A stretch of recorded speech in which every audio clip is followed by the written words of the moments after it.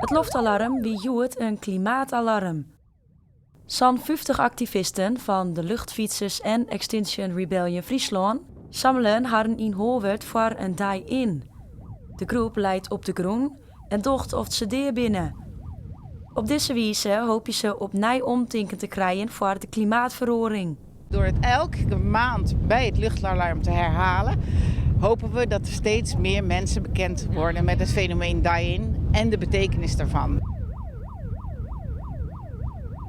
Die die-in die moet echt aanwijzen of erop wijzen dat het om leven en dood gaat. In ieder geval nu al voor de dieren in het wat.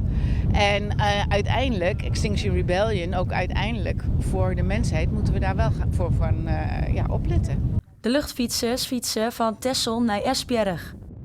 In dit Zweedse plak houdt namelijk de Waadzee op. En daar draait de fietstocht om. Wij fietsen omdat wij het Wad als een soort symbool zien, het Waddengebied, voor wat de klimaatcrisis eigenlijk doet. De spiegelstijging, dat komt allemaal op ons oor.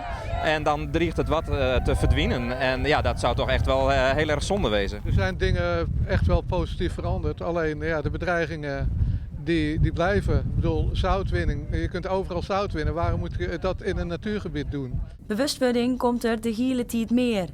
Maar dit soort protesten zullen volgens de activisten nog een soort nedig wezen.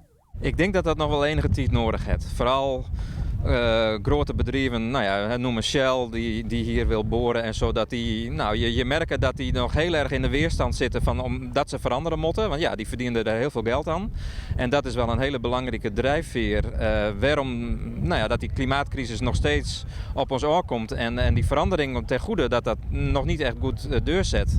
Dus het heeft tijd nodig. Maar we moeten het met z'n allen toch doen. En wij hopen op deze manier daar ook ons steentje aan bij te dragen.